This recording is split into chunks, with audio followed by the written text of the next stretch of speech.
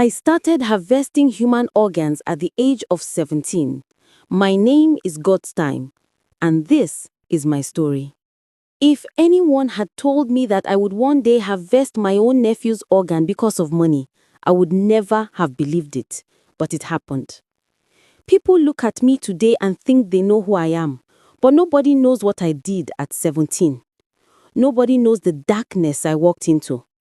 And if someone had told me that one day I would be involved in organ harvesting, that I would lose the only woman who ever loved me, I would have said they were lying. Life never favored me. I grew up in a small, worn-out house with a leaking roof. Every rainy season, our home became a swimming pool. When my father died when I was 12, half of my world vanished. My mother fought like a warrior. She washed clothes, cooked for neighbors, sold fruits, trained children, anything to keep us alive. She never allowed me to feel worthless. Even when food was scarce, she smiled and said, "God's time, you will be great. You will make me proud." But life had a different plan. It started with small coughs, then fever, then weakness. She kept saying, "It's just malaria, my son," but she wasn't fine. Within weeks, she could barely stand. Her eyes turned pale, her breathing was heavy. Neighbors said we should take her to the hospital, but hospital means money, and money was something we didn't have. I watched her struggle. I watched her smile through pain. I felt useless.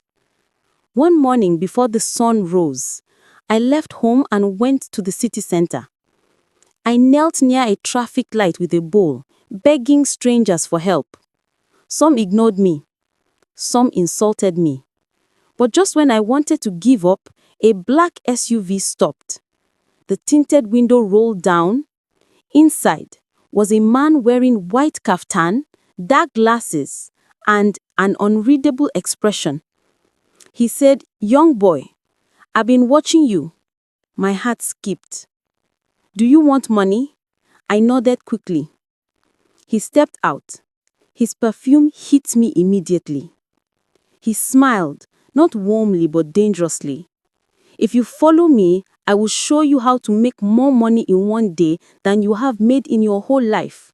I should have run, but I followed him. The SUV took me to a huge mansion at the edge of town. A tall gate opened silently. 2 armed men guarded it. Inside, the floor was marble white. The air smelled like chemicals. Everything looked too clean, too perfect. He said, "You will work here. Simple tasks, cleaning, running errands, no questions." I agreed immediately.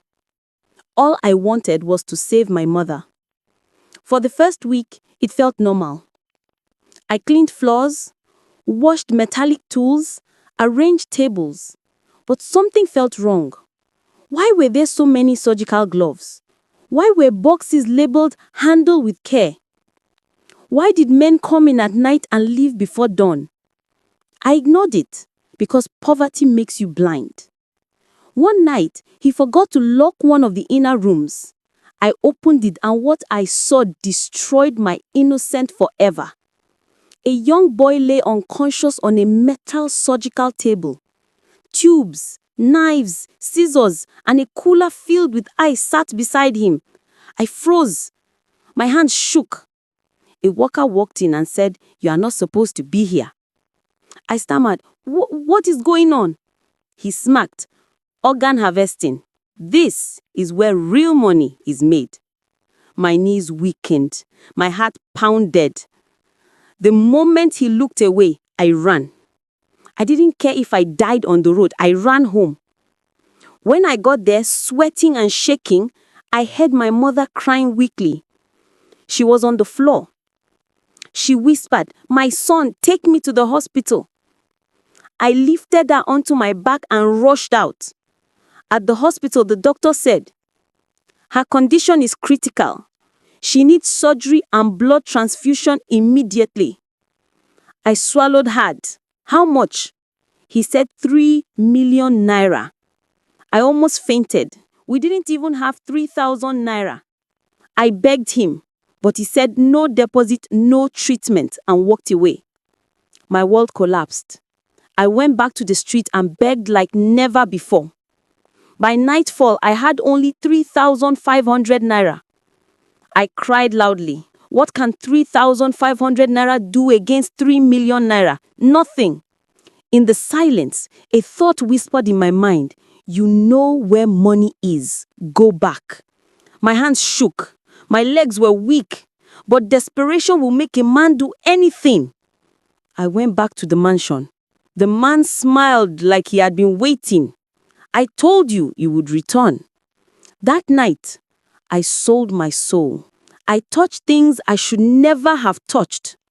I entered rooms I never want to remember. And finally, they gave me the money.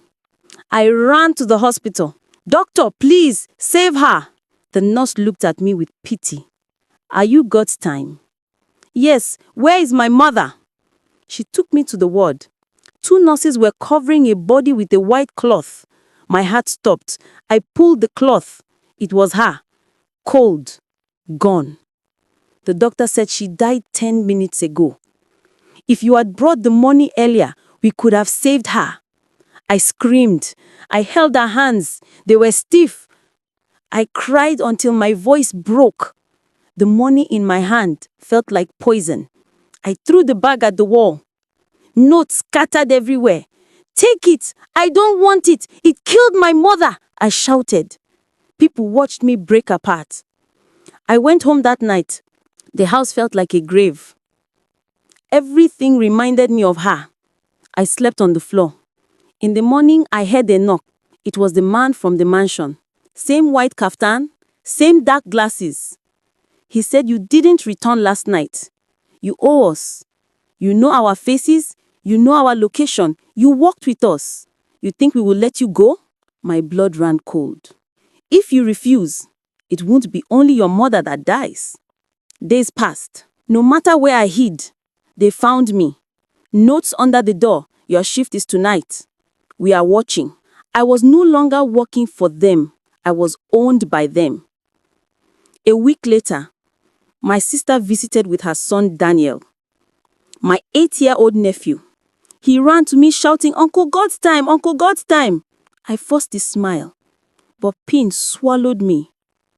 My sister asked about our mother, and I broke down again. Then my phone vibrated. A message from the mansion. We need a young, healthy child, preferably male. Bring him before Sunday. My heart stopped. Daniel was eating biscuits, innocently smiling. My hand shook. Another message came. You owe us. If you fail, we will come for you and him. For 3 days, I couldn't sleep. Every time I looked at Daniel, I cried. He trusted me.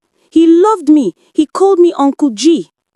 But my mind reminded me, if you don't bring him, they will take him anyway, or they will kill you. Sunday came. My sister went to the market, leaving Daniel with me. He was playing with his toy car. My phone vibrated. We are waiting. Don't be late. Daniel said, Uncle, can we go and buy suya? My voice cracked. Okay, let's go. I held his hand. We reached the mansion. The gate opened immediately. Daniel said, Uncle, this is not the suya place. I forced a smile, but tears were already forming. 2 men grabbed him. He screamed, Uncle, Uncle, help me. Uncle, please help me. His voice pierced my soul. I wanted to fight, but fear paralyzed me. They dragged him inside.